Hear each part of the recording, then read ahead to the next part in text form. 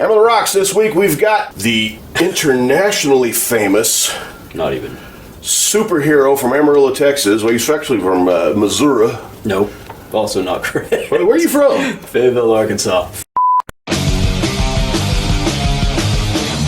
This episode of the podcast is brought to you by Still Austin Whiskey. Introducing Still Austin's newest expression, straight rye whiskey, affectionately titled The Artist.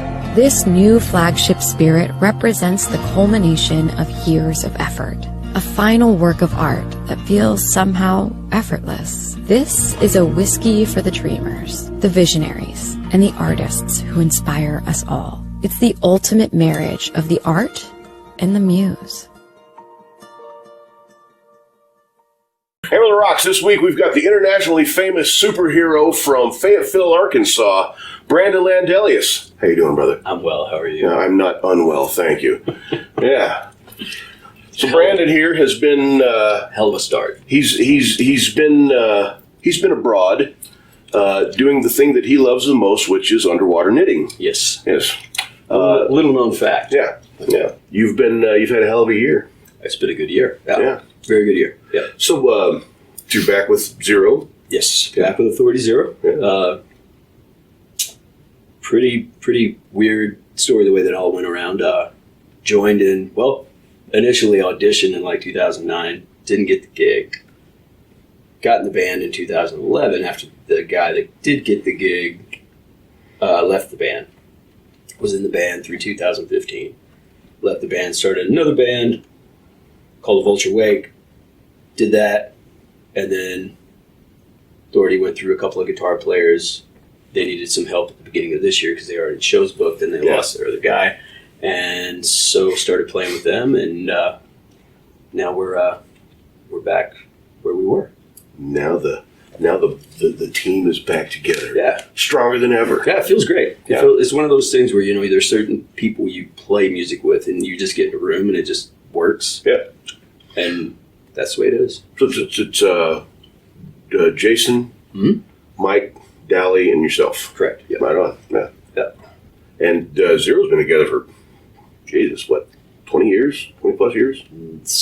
Initially, I believe they started in like 94. Wow. As a band in, Mesa, doing the local stuff. And then just beat the hell out of the clubs and started to build a name for themselves. And then early 2000s, they got a record deal and put out their first record. And there you go. They've been off and running ever since. Jason's the only original member. Is that, did he start it, or was it him and...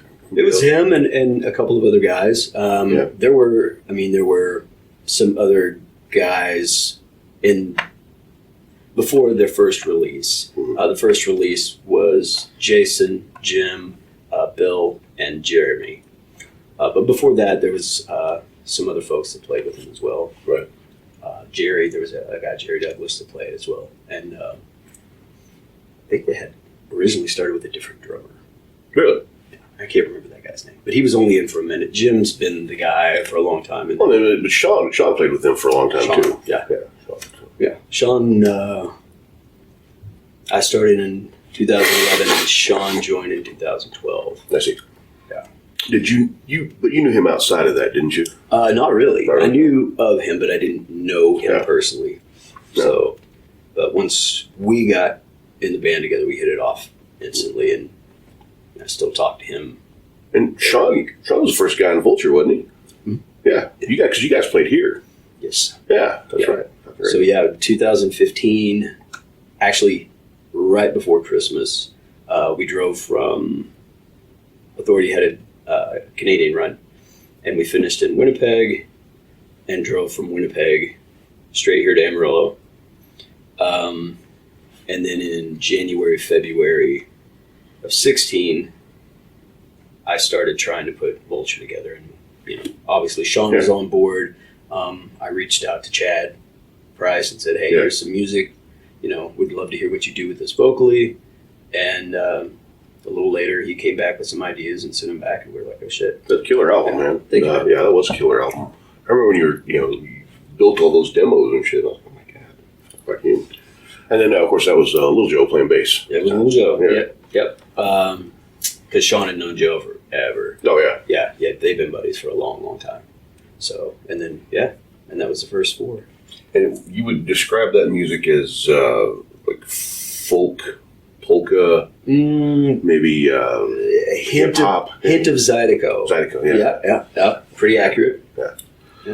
No, guys, this is a hard driving, insanely fast punk rock band with impossible guitar. Don't try to learn the guitar parts. Don't waste your time. It's too fast. It isn't. Thrash has nothing on these guys. And you have another band who I'm viciously fond of, and that would be the Mag 7. The Mag 7, correct. It's technically Donnie Blair's band. Is that Donnie Blair's band? Donnie Blair started that band in Dallas, Texas. Oh, okay. I never knew that. I thought that was okay. I thought that was a here thing. And I'm actually the second guitar player in the Mag 7. Dan Phillips, who was in Slow Ride and also True Widow. Very cool bands. Dan was the first guitar player. He played on the first 2 records. Okay. Yeah. Very talented dude. Isn't there a guy named Bill? Bill was helping out on a couple of records. Oh, I see. Yeah. Bill, as far as members go, it was one of those things where the first record that I was on was the first record Bill was on, and at the time, Donnie didn't have a drummer. Oh. And he was planning on recording it at Blasting Room, Bill's studio. Yeah. And he was going to get his brother Zach to play some guitar on it. And I was living in Arkansas at the time and was planning on moving back. And he's like, hey, learn these songs, we'll go up and we'll record. And so I asked, who's playing? And he was like, Zach and Bill. And I was like, oh shit. Okay. Yeah. So Bill played drums on that one. Scott, also known as Larry, the Crime Donkey. That'd be a great band name. Who was the original Mag 7 drummer, played on Knife to a Gunfight, and then Cotton Heel was next. That was also Bill. And then Black Feathers is Tyson Taylor from here. Yeah. Ty was in Ty was in a band called The Revolt. He was back in the early 2000s. That was one of the first, like, I don't know, of that generation, the first really hard driving punk bands. It came out of that Illuminati that they had over there. He's fairly feisty. Fairly feisty. Rojo Grande. Rojo Grande. Yeah. The Choctaw. Also, the Choctaw. Yeah, correct. And of course, guys, the best song ever recorded on the planet is a song called Del Scorcho.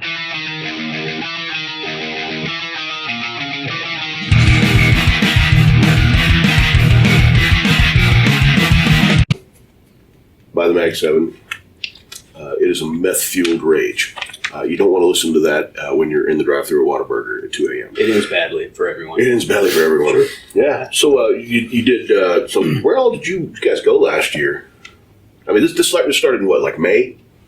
Let's see. I started playing with the Authority guys again in, I think it was February. I flew out for a couple of shows, February, March. Shit, I can't remember. I think it was a couple of shows in California. Some Arizona stuff. And then we did Europe this summer. And then did a Northeast run and some shows in Canada just, I want to say about 3.5 weeks ago. We finished that. Yeah. And then I had Ottawa? We were Toronto, St. Therese, and Quebec City. Great fishing in Quebec. I loves fishing in Quebec. Who doesn't love fishing in Quebec? Great fishing in Quebec. I fucking hate Quebec. This guy fucking poppers. Oh, yeah. We avoided all the DJs from up Did you all the DJs from up north? Yeah.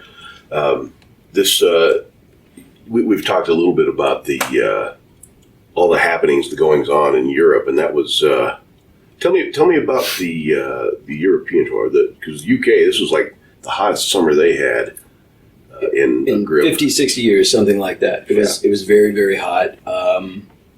for those who are familiar with Europe and they have a severe allergy to air conditioning, they hate it. They just don't care for it. And also clothes dryers. Don't care for them. Plenty of washers, but dryers take about 4 hours to dry a load. So yeah, it was very, very hot. Most of the places we stayed don't have air conditioning. The Sprinter we ended up using did not have air conditioning. And so it was basically the summer of soup. Yeah. We were wet the entire 5 weeks, 5.5, whatever it was. So it was authority zero dryness. Yeah. In other words, you were correct. You were moist for what, 4 weeks? Something like that? Yeah. Yeah. It was pretty gross. It was very, very smelly. Like a 7th grade locker room. Our clothes were very. We had the sweat stain that looks like tie dye. Yeah. Like everything was just crusty and disgusting. Yeah. But I mean that's kind of goes along with the territory. The Authority Zero weight loss program. That also. Yeah. It's crazy too because people are like, oh no, you can't do carbs. It's like we lived on free beer. Yeah. And bread, and still would end up losing 10 pounds by the end of the tour. Speaking of beers, you gifted me a couple of beers recently. I did. You did. Is that a thing that people can purchase? If you are in Arizona or California, yes. Okay. Delahunt Brewery, they worked with the Authority guys and developed a very tasty beer. Nice. And, I drank one of them. I saved the other one. Yeah. Unfortunately, this far east, it is not available. And it was, I mean, as far as I know, it was a limited run. I'm not sure about anymore. But yeah, it's very good. It was pretty cool seeing the logo on the can, though. You know, I mean, Yeah. and all that stuff. It was very cool to see that finished product and be like, oh wow, that's fucking cool. Yeah, that's a thing. You do have a few of those for yourself, right? I have a couple. Yeah. Not too. What's coming up? The rest of this year, with the exception of New Year's Eve, I believe we're just taking off, family time, holidays, those type things. Writing some new music. January, a couple of shows, probably West Coast, and then we're looking to get things going again March, April. That we haven't released details on, but that's definitely in the works. And then hopefully again Europe in the summer, and then fall we've got some cool things. I think we're Japan in May. Oh wow! A few shows over there, which has been a while since I was over there, so that'll be. I'm really looking forward to that. Yeah, but you've been to Japan before I have, with these guys, yeah, right? yeah. Been a minute, but yeah. Zero's been all over the world. I mean, you guys went to. I remember that tour you did in Australia. We did Soundwave Festival in Australia, which was it was nuts. I mean, it was. We flew out of LA.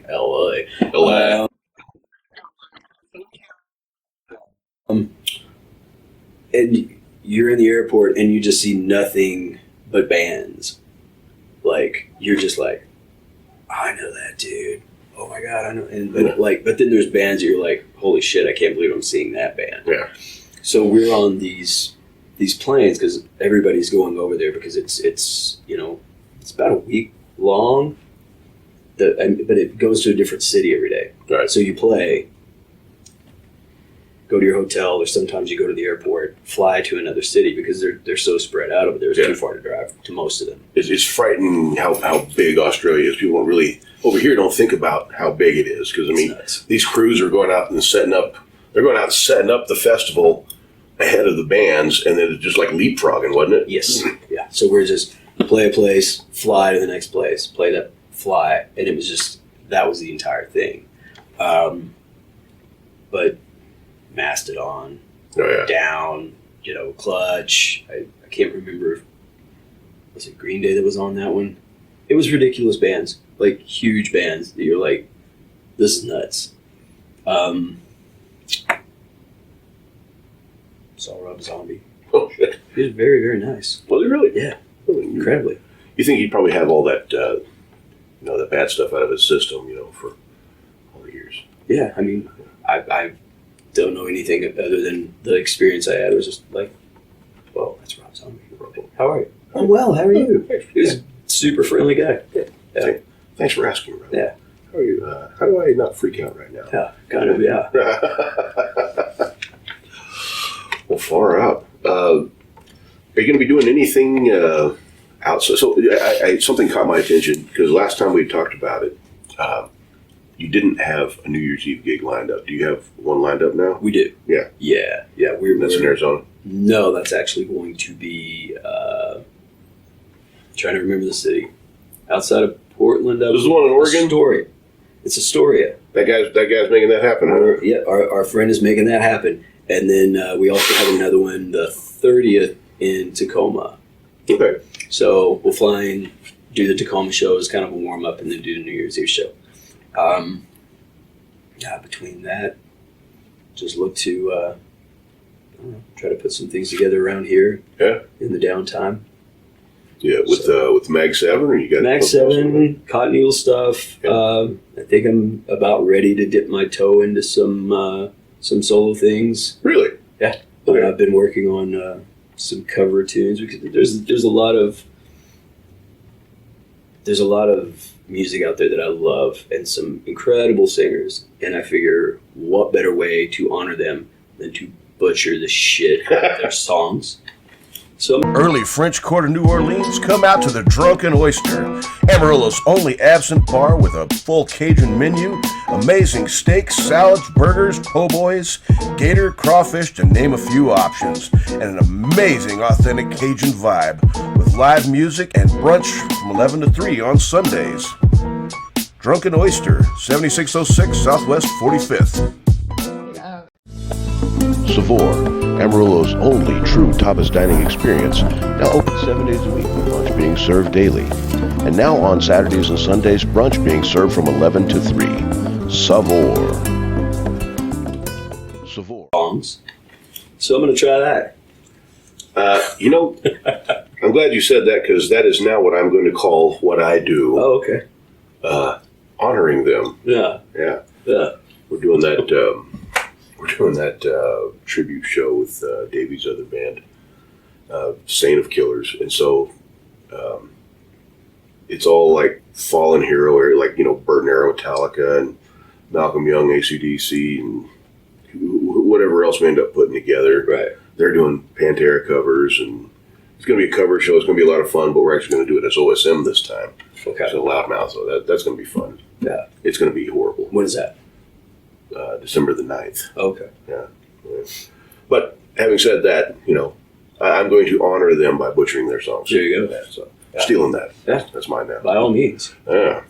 So how's your lovely wife doing? She is well. Yeah. She's like a tornado. Just into the house, out of the house, to a caterer, Yeah. to another caterer, back to the house. Like she's her catering is doing very, very well. Yeah, right on. Holiday season's coming up, so if people don't have anything planned, they need to get in touch with her before she gets booked. Better get on that. Guys, that is Black Fig Catering, by the way. We're going to get Ruthie on the show at some point because we've been kind of expanding outside of just musical artists. We're doing visual artists. I consider Ruthie to be a culinary artist. Absolutely. She's got killer vlogs. She works very hard at what she does, and she's, I dare say, the best. I mean, she really is. Yeah. And she used to play in Loudmouth a long time ago. She's itching to play again. She is. Yeah. So we talked about that a little bit. I'd like to get her back behind the thud stick. Yeah. Yeah. Playing. She's that art. Yeah. Cooking. It's like she's Triple one of those threat, people triple that she's just whatever she puts her mind to, she's just very good at. Yeah. So it's crazy. It was good. Thanks for coming out the other night, by the way. That was cool. Absolutely. It was Yeah. a great time. Congratulations again. Thank you. Well, let's talk about Brandon Landelius, the person.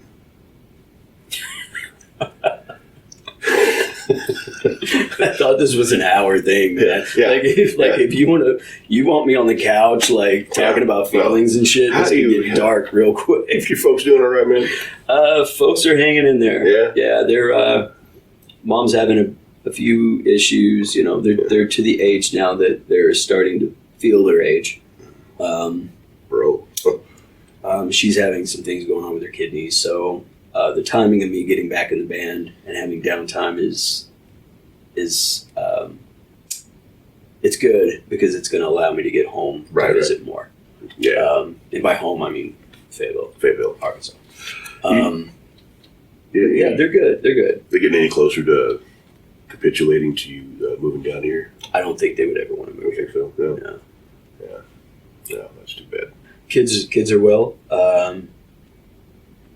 Benny Irene Gray is in Dallas. Yeah. She's working as part of a marketing team. Really? Yeah. She's putting that degree that she got to use. Max is going to AC, taking some classes, also working. He's slinging coffee at Dutch Brothers. Really? Mm-hmm. And It shit fucking blows my mind, man. Yeah. No, Benny said she's 12 years old, man. it's pretty wild. And Izzy is. Well, aren't the Bells? Aren't they going to New York for that thing? They're going to dance in the Macy's Thanksgiving Day Parade. That's insane. That's so fucking cool, man. So Tesco's Bells are going, and she's doing that. She just got her driver's license, and she's driving now. Izzy the Destroyer is on wheels. She is. Speaking of tornadoes. Yeah, but she's very cautious. Yeah, well, that's cool, man. Yeah, so far. And Raj. Let's talk about Raj. No, I mean, you have to. Raj is a machine, man. He is. I mean, he's a sleeping, eating machine. He current hobbies are eating. Yeah. Short, slow walks. We enjoy our stories, so I park it on the couch, pick up the guitar, start to noodle, and he just curls up like a little croissant beside me and just whatever. He's into it. Yeah, I just turn the volume down on whatever I'm watching. Usually really shitty old 70s horror movies and sci-fi and just weird shit. And then I try to write to the stuff I watch. Yeah. That's how I come up with weird things. It's kind of trying to write miniature soundtracks. I get that, man. I do that with old Clint Eastwood movies and stuff. Yeah. I mean, it's hard to top what Ennio Morricone did, but he can come up with your own stuff. Yeah, for sure. Yeah. And so he sits there and he just hangs out. So you get some touring coming up. What album are you guys supporting right now? Are you going to be writing another one? What's going on there? So far, all the support is for Ollie Ollie Oxenfree. Right. Is the Word to Zero. Did also record in last November, recorded the new Vulture Wake record with those guys. That's One Kingdom Animal is the full length. It was released initially. There was 5 or 6 song EP. A few months later, the next EP, and then it's being released.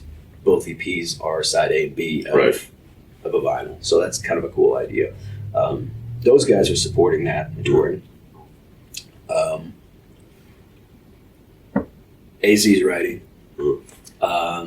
So since I've been home, I've been floating them ideas, and we'll start bouncing those back and forth. And Jay sent something over the other day, and Mikey said he's got some stuff he's about to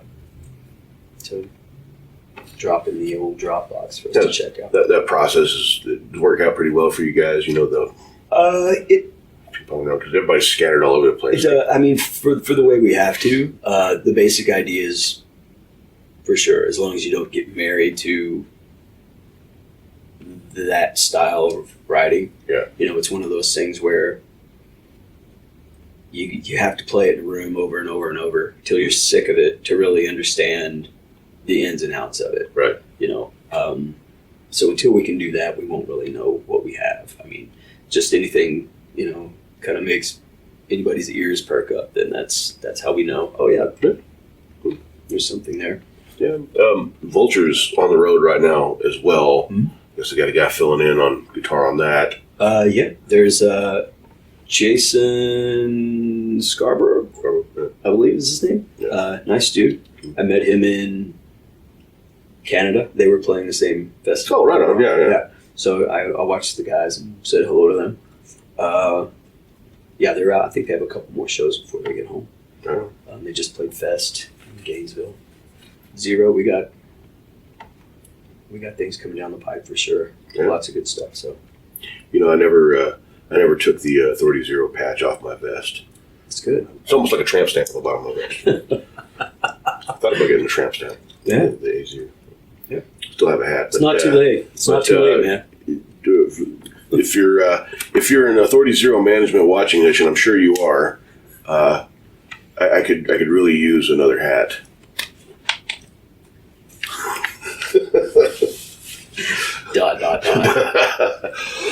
Like your address, like Yeah. pop up Yeah. at the bottom of the Yeah. screen. Send all gear to, yeah. Right.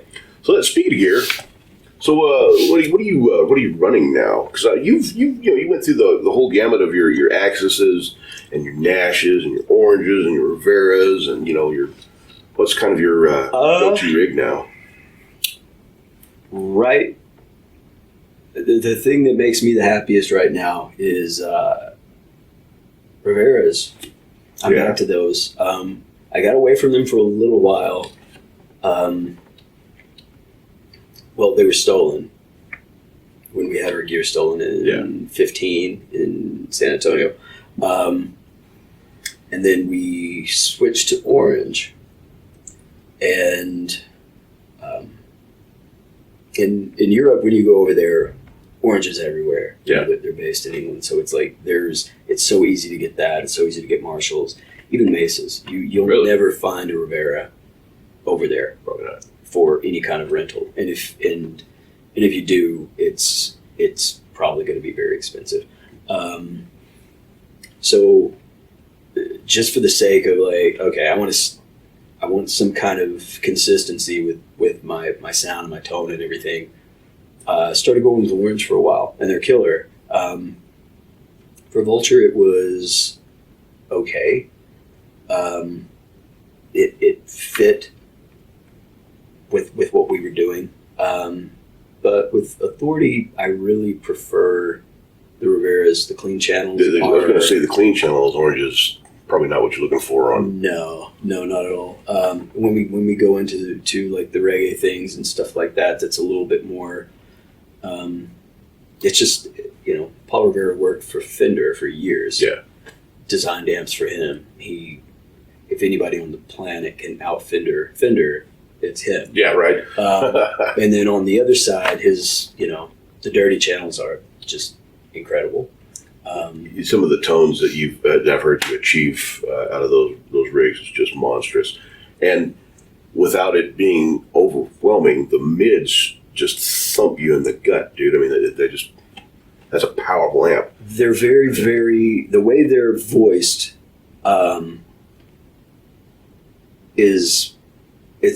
I think it's perfect for heavy music, Yeah. for hard rock, for aggressive punk, or like, even though Authority's fast, aggressive in certain ways, there's not the heaviness. You don't equate it with like metal bands or anything like that. Right. But the punchiness and just the overall feel of it, Yeah. especially with it being only a one guitar band, you need to fill some space. Yeah.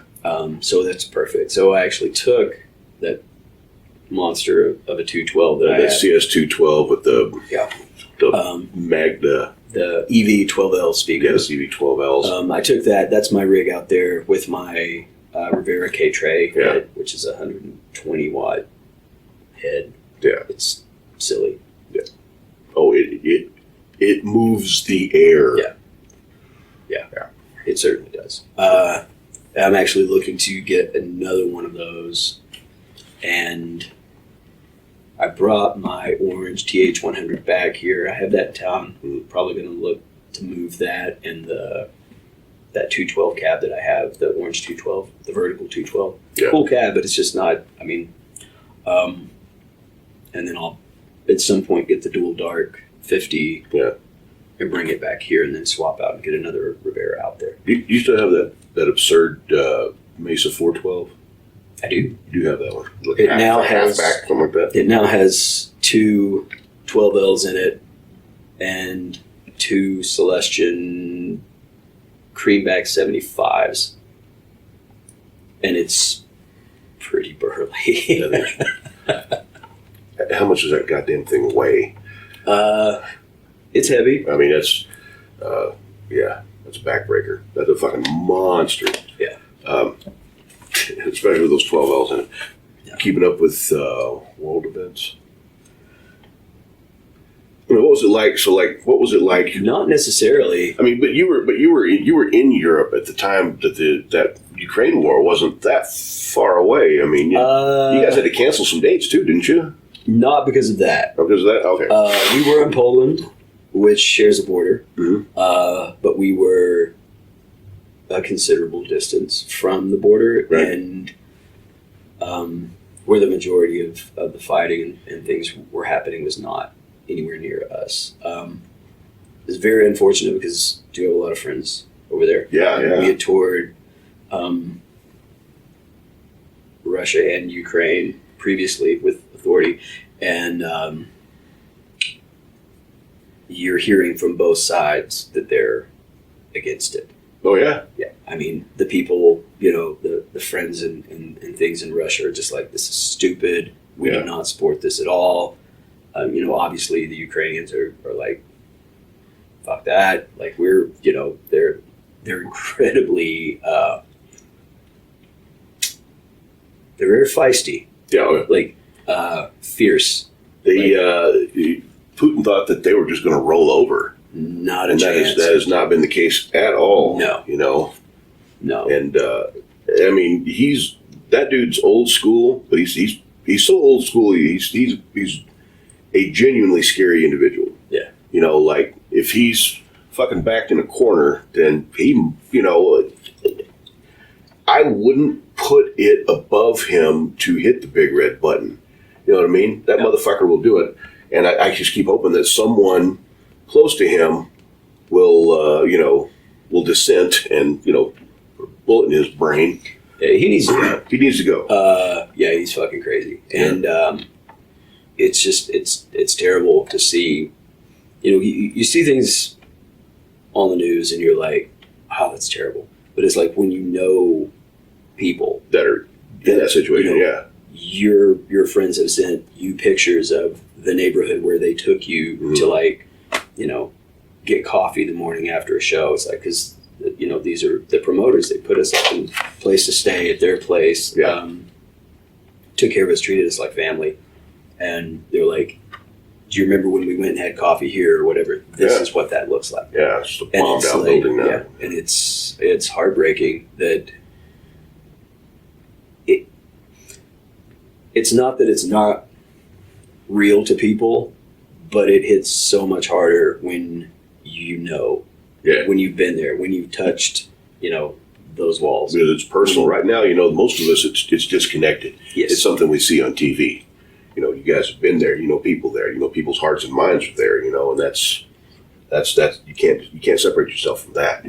That's a very, very hard thing. And there's still, what our media gives us, it's like shit's still happening.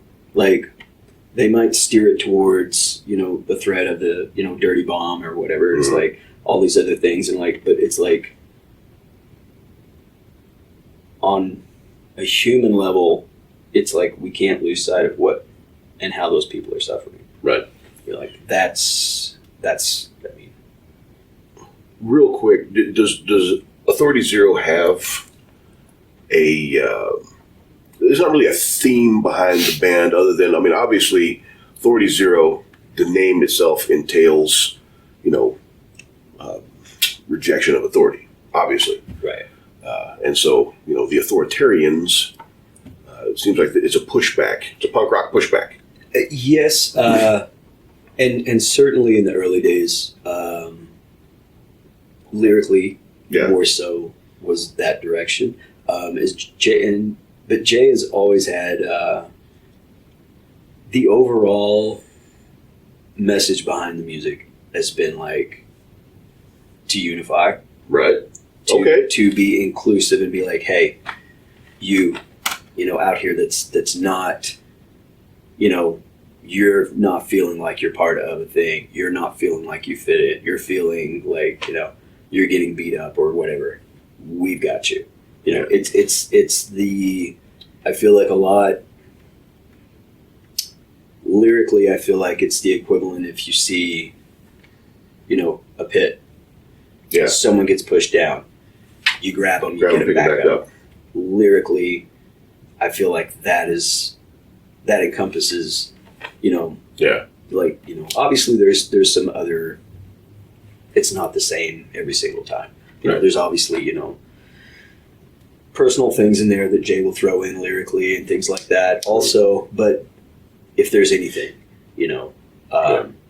that he would want, I feel like if he would want to be known for, and the band's basic thing is just to unify and pull everybody together. I can dig that. Speaking of pits, I'm going to take a left turn here for a second. I just saw the Melvins a couple of weeks ago. Oh, yeah. At Rubber Gloves, right? And when they played Honey Bucket, that was probably one of the most savage pits I've ever seen in person. Yeah. Holy shit. And it was old heads, it was young guys, and but it was the same thing. You see a guy go down, pull him back up, Yeah. It was cool. That's one beautiful thing about that movement. And it's a thing that from the outside, people who aren't familiar, to go back to, not understanding other people's lifestyles or other people's cultures or other people's things like that. Pit is a perfect example of that. Yeah. Because from an outside perspective, you see people just beating the shit out of each other. Yeah, right. A sea of people climbing all over each other and whatever. But if you're in there and it's, you're in one of those pits where it's the people know, and, you take care of each other. Yeah. And it's, Here's a question for you. So when you guys were in Australia, okay, that's in the southern hemisphere. Mhm. It's on the other side of the world. Did you notice the pits going clockwise? Or do they always go counterclockwise? I think it's more determined on how it's kind of encouraged. Yeah. And it's a great question. It just dawned on me. I'm like, the water swirls the other way. I mean, I wonder if the pits go, Right. Like, is there automobile racing? Is it all right-hand turns? I mean, Right, exactly. NASCAR, everybody be throwing the NASCAR fuck circle off. pits, line dancing. Yeah. My computer just crashed there. Oh, hot. I'll take a help. That's weird. It said, "No, sir." Why the fuck did that happen? Huh. It's like, I hope it didn't fucking dump the fucking space. All right, well, Weird. so be chasing that down. That's pretty weird. I'll snap. Give me something to do. I mean, supposedly it was according to fine. Of course, my angles are fucked now too.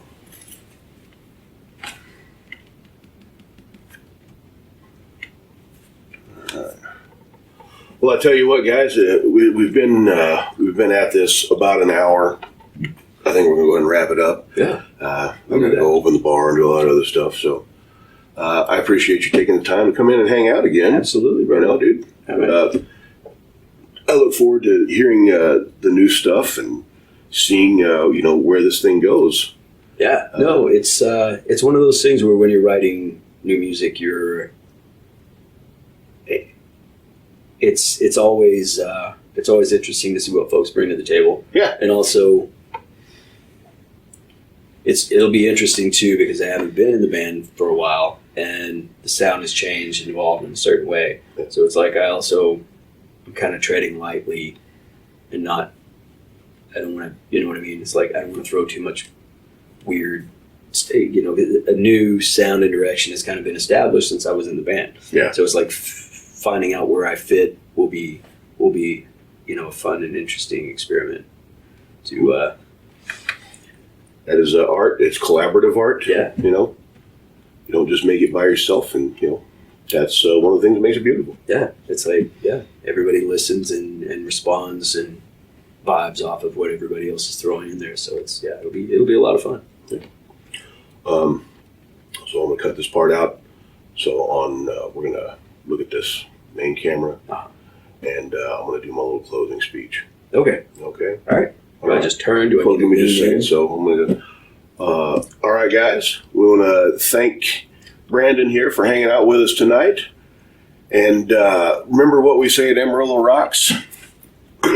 We're changing this, by the way, because the other one's a little crass. So previously it was wipe front to back, clear your browser history, and go see some live music. But I think the first one is probably pretty obvious. So I think we're just going to say, clear your browser history, be good to one another, and go see some live music. All right, Amarillo Rocks. Thank you.